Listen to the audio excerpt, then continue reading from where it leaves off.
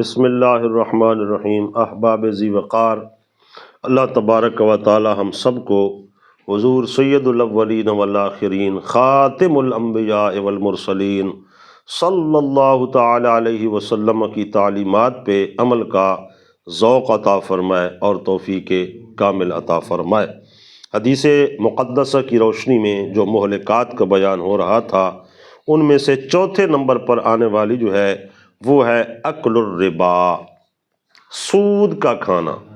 یقیناً ربا، سود ایک ایسی بیماری ہے جو انسان کو اللہ کے نبی صلی اللہ علیہ وسلم فرماتے ہیں کہ ہلاک کر دے گی۔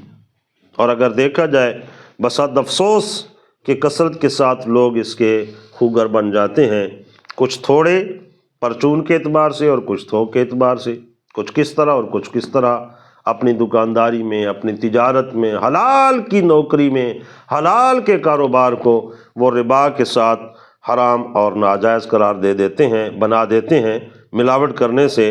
تو اس لیے اکل الربا، سود جو ہے، سود جس کو آپ جانتے ہوں گے کہ سود کیا ہوتا ہے، 1,00,000 دے کر پھر 1,10,000 لینا، 1,000 2,000 نقدی کے اوپر زیادہ لینا، تو یہ سود کہلاتا ہے بلا عوض، بلا معاوضہ۔ تو سود جو ہے یہ حرام ہے، کسی بھی طرح ہو، تھوڑا ہو یا زیادہ ہو، حرام ہے۔ اور اللہ کے نبی صلی اللہ علیہ وسلم فرماتے ہیں کہ ربا اور سود جو ہے یہ مہلکات میں سے ہے، یہ کبھی بھی تمہیں اس سے بلڈنگیں نہیں بنا سکتے، دنیا کا آرام حاصل نہیں کر سکتے، اور آخرت کی تو ذلت و رسوائی ہے ہی سود سود کھانے والے کے لیے۔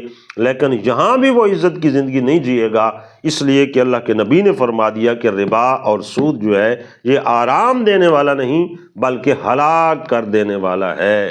تو اس لیے احباب غور کیجئے، اور مسلمانوں کے ساتھ حضور نے فرمایا بہتر آدمی وہ ہے، خیر الناس من ینفع الناس، جو لوگوں کو نفع دینے والا ہو، نہ یہ کہ تھوڑے تھوڑے کام پر یا چھوٹے چھوٹے معاملات پر رشوت لینا اور سود پہ سود لگاتے رہنا اور لوگوں کا خون چوسنا۔